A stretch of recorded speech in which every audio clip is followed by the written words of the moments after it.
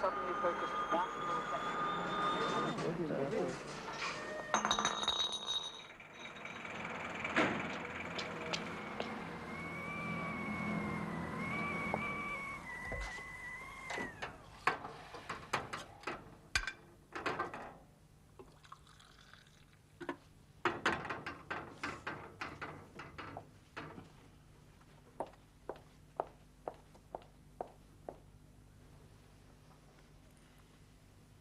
Here.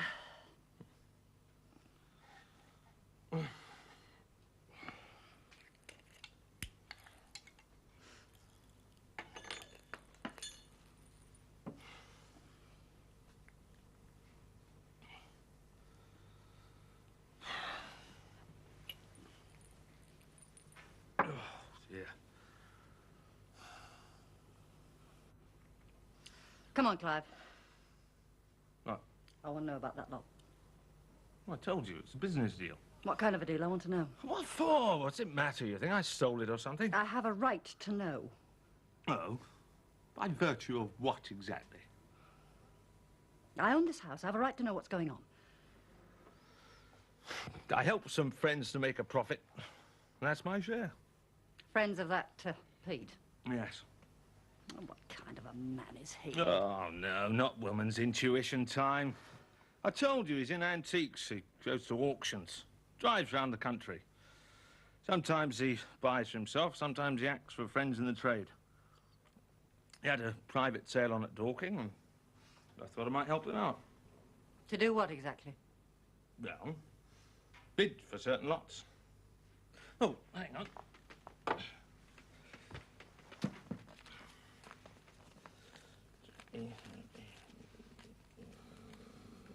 60 quid I owe you. Returned as promised. And a fiver interest. I'm not a moneylender. Well, you lent me money. You're an awful child, Clive. You are, really. Easy come, easy go, I guess. I hate it if you got mixed up in anything, you know. Look, there's this sale at someone's private house. The old fellow that died was interested in China. And West End dealer, friend of Pete, saw something at the viewing day that he fancied, so he sent Pete down to bid for it. Well, why didn't he go himself? I don't know. Expect he was busy. He's too well known in the trade. If he'd been there, all the noses would have started twitching. So Pete takes me along to start the bidding and then drop out. So it looks as though nobody's much interested. For that, he gives you all that money? Yeah. Well, usually there's a bit more to it. Like what, exactly? Well, some other dealer might have hold of the bidding and won't let go. Well, and then what happens? Pete has a word with him. Do you mean threaten? No, nothing like that. Well, like what, then? Oh, God, you do not want to know a lot, don't you? Look, is there something you don't want to tell me? No. Well, then. Well, if it is another dealer, Pete tips him a wink that we might be able to do business afterwards. If he stops bidding? Yeah. But it works if all he's in it for is the profit. But if it's the article he particularly wants, then of course you've had it. Well, what does happen afterwards? Well, you go round to the local, take a private room and re-auction it. Knock it out to the highest bidder and everyone takes a share of the difference. But that's called a ring. Yes. Yes, I believe it is. But it's illegal. So's parking on the yellow line. But it's stealing. Why don't you care about that? It's up to the auctioneers to know their business, isn't it? If they fail to recognise a 400-year-old Chinese jar and knock it out for 75 quid, that's their lookout. Well, what about the owner? Should have had the stuff valued, shouldn't they? Put a reserve on it. Never give a sucker an even break. Is that how you treat people? When you don't need them? It's a cold, hard world, love. You think you know people? And then you find you don't. What did you need my money for? For 60 quid? Oh, speculating on my own account. Hang on. Oh, where is it? Ah, here we are.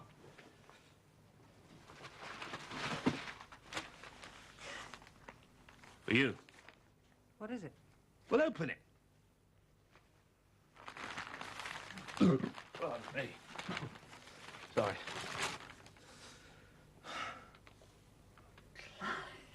You like him? That part of the spoils? No, no. Bought it fair and square. For you. Thank you. Is that all you're going to say? What am I supposed to say? Well, show some enthusiasm. For what? Oh, it's lovely, isn't it? I'll buy you something, think you might like it.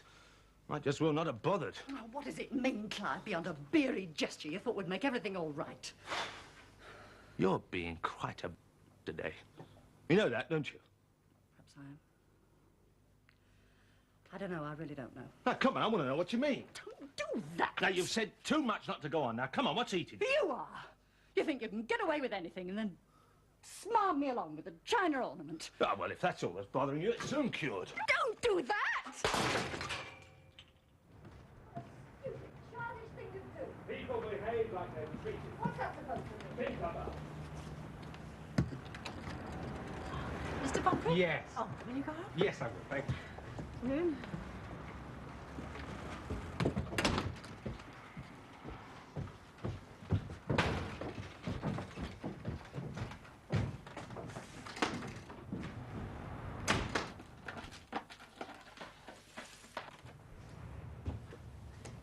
Good afternoon, Mr. Lesley. Yes. This is Stanley Freeman. Oh, pleased to meet you. Stanley is a specialist in his field. Oh, are you Mr. Freeman? That's right. Wildlife. Oh, that's interesting, isn't it, Harry? Oh, yes. What's the fee? Ah, yes. We didn't touch on that, did we? May I... Oh, yes, do. Put it on the table. We don't usually pay a fee as such. It's more an honorarium. You can't feed a horse on an honorarium. And I won't say that again. What? We'd have got a laugh with that. And you said what, just like George would have done. We'd have played around with that for a couple of minutes. We'd have had them rolling in the aisles. Really? Yeah, really. How much? 10 10 what? pounds. Sure you would have said sovereigns. We could push it to 20. Okay? Don't strain yourself.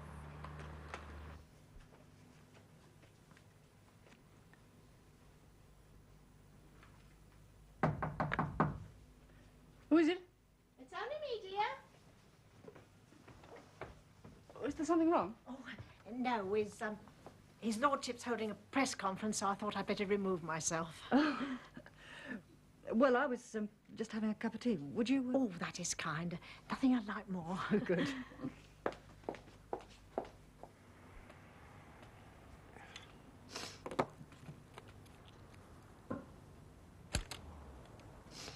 Okay, now, Michael, you can carry on. Going on, then. Mr. Lesley, when you first started, who were the artistes you most looked up to? Oh, well, there were so many of them, weren't there? I mean, it was the heyday of the musical. But was there one, or some, whose style you particularly aspired to follow? Well, you have to model yourself on somebody, don't you, first? Well, who was your model, Mr. Lesley? Oh, I think without a doubt, Ronnie Hutchinson. What year would that be about? What year? You don't know who I'm talking about, do you? Well, I can't say the name's familiar to me, no. No, I bet it isn't, son. What was so particular about his acts? Well, he was doing comedy sketches when some of them were just walking on and just doing their piece. Stand-up comics, female impersonators, conjurers, singers. A bit like Harry Tate. He was Harry Tate. Born Hutchinson. Worked for Tate and Lyle. You see, that's where he got his name from. I first saw him at the end of the war, 1919. I remember sitting up in the gods looking down at him at the Coliseum. You said earlier you had a deadpan act. That's right, yes. That came from me being a ventriloquist, you see. And I kept the style, sort of thing, when I joined up with George Lane. What kind of vent act was it? Well, I had this clown dummy, you see, And he used to say outrageous things, and I'd try and keep him in order. Do you remember his name? Oh, yes. Claude. That was Claude the Clown, yes. He used to sing songs and all sorts. How long did you go on with this act? Oh, 10 years. Same act? Oh, yes. That's a long time. Hardly any time at all. I mean, you worked out a routine, perfected it, and if the audience liked it, what do you want to alter it for? I don't see the need for it, certainly. There was no need, son. I mean, a good act lasts you the whole of your working life. Until that, get through material like grass through a bloody goose. That's the trouble with the world today, that instant entertainment, instant opinions, instant everything. No wonder nothing lasts. Even George Robey couldn't last a season on that. Not even the Prime Minister of Mirth himself. Could I just bring you round? Responsible for a lot, that is. Violence, VD. Mr. Lesley, sure. I'm serious, young man. I mean, there may have been poverty and crime, but there was a sense of right and wrong. I mean, people nowadays, they don't seem to know the difference. Could I ask you now about your relationship with George Lane? That's all you ever get in there. Violence and sex. Can you hold it there while I put on another tape? Worst thing that ever happened. Why do you have it, then? Why do you think I have it? I like watching it. I don't often get the chance to talk to people. Sometimes during the day, not at all. But I thought your husband worked at home. Yes, he does. Oh, I know what you mean. When there's a man in the house, you scarcely dare utter. It's not really that. No, dear? No. You see, the problem is... Oh, well, thank you for the tea. I'd better go and see what's going on upstairs. Well, come and see me again, won't you? Yes, I'd like to.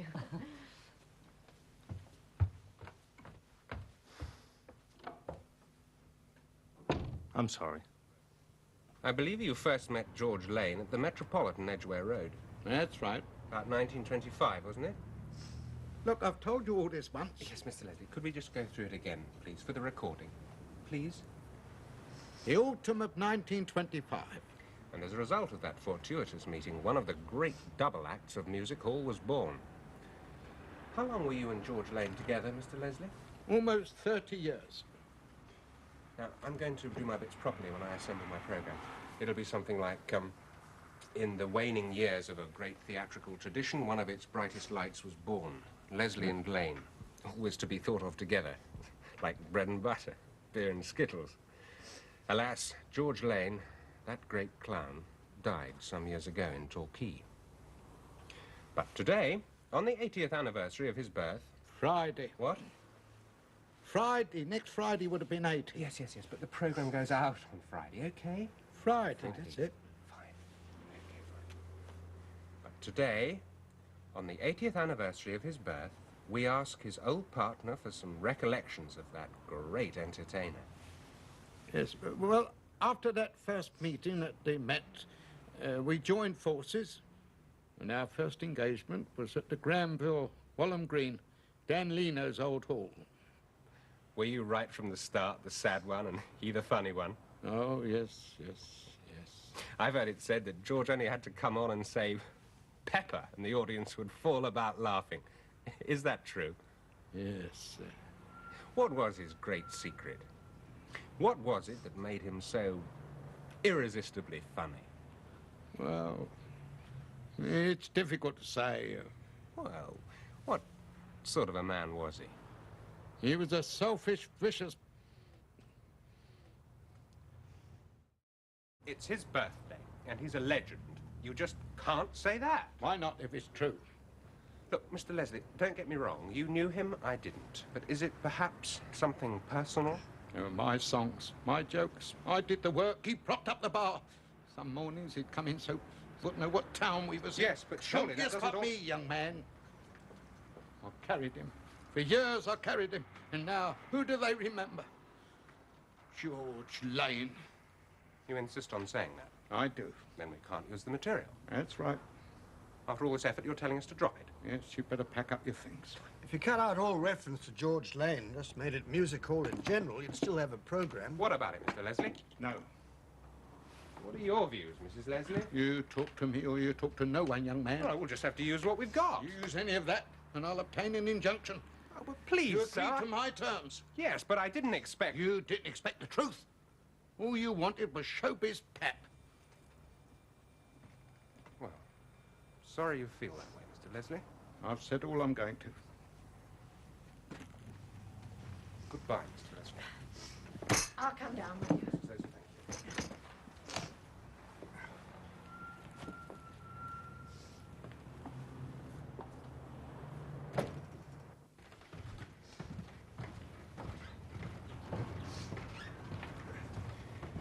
If he changes his mind, do give me a ring. He won't. George Lane, the best loved performers on the halls. It's scarcely believable. It's not true, you know, what Harry said about him. You mean he didn't drink? Not like that, he didn't. He was far too considerate of others. Why? Why? Harry never liked him. You just never know about people, do you? Look, I hate to lose the whole program. Is there any of his family I could get in touch with? There's a son in Australia and a daughter in America. Ah, yes. I seem to recall there's a widow. Do you know where I could find her? You've already found her, Mr. Pumphrey. Goodbye.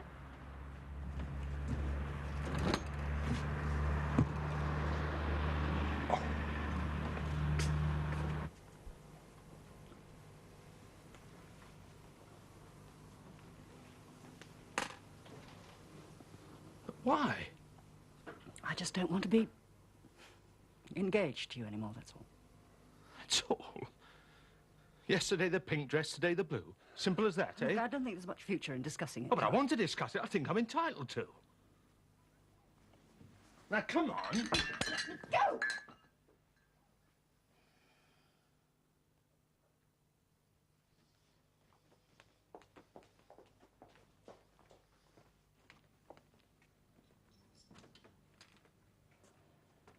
I just don't believe in it anymore, that's all. In what? Explain yourself. In our engagement. Oh, great.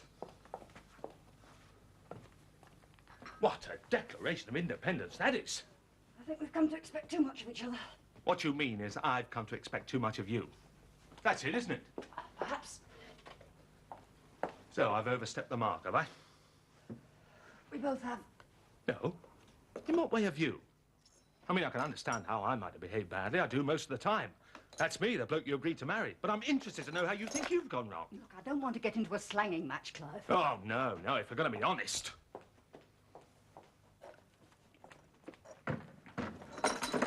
Or don't you want to be honest?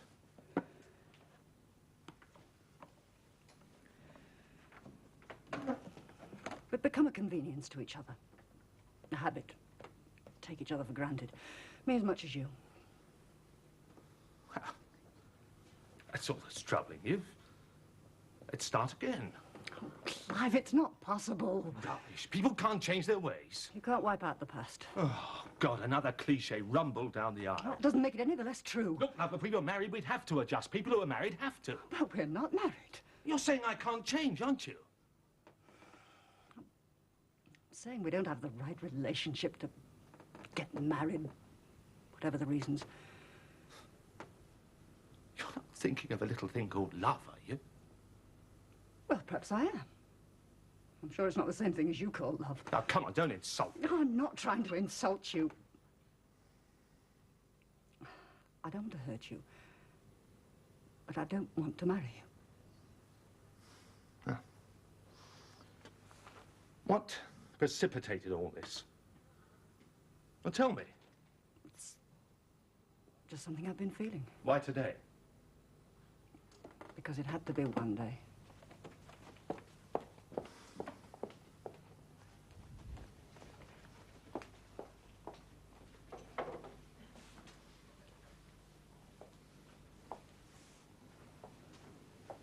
I owe you an apology.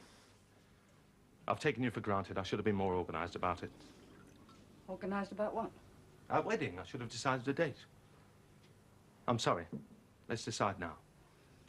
Are you serious? Yes. You think that's all you've got to do? Name a day and I'll come running. Simple as that. What is it you want? I used to think the expression male chauvinist pig was a piece of journalese. Now, no different. The money, then? No, not really. You mean that's it? You want to call us a day? Yes, afraid so.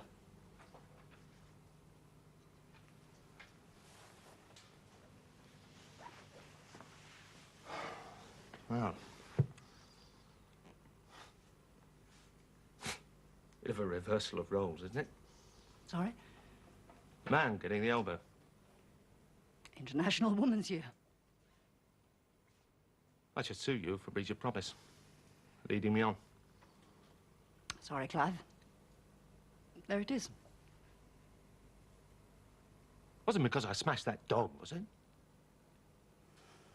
Clive, it isn't any one thing. It just won't work.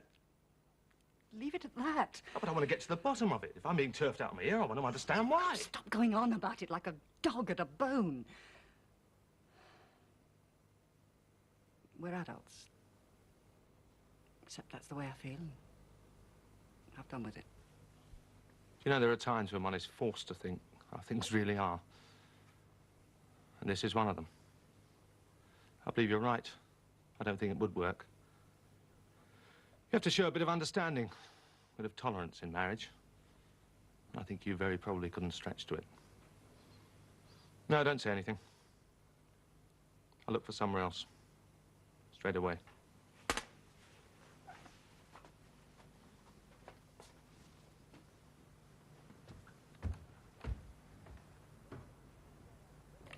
You're a wicked old sod.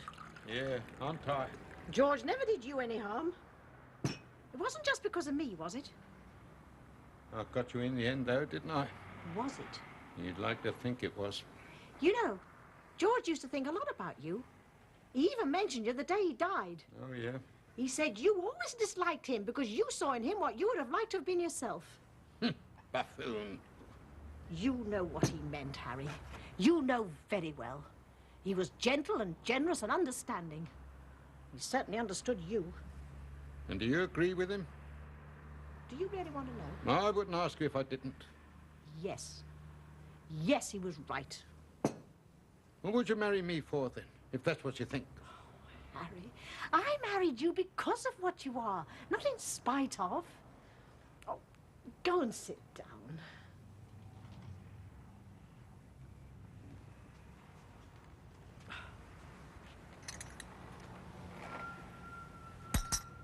Have a cup of tea and forget all about it.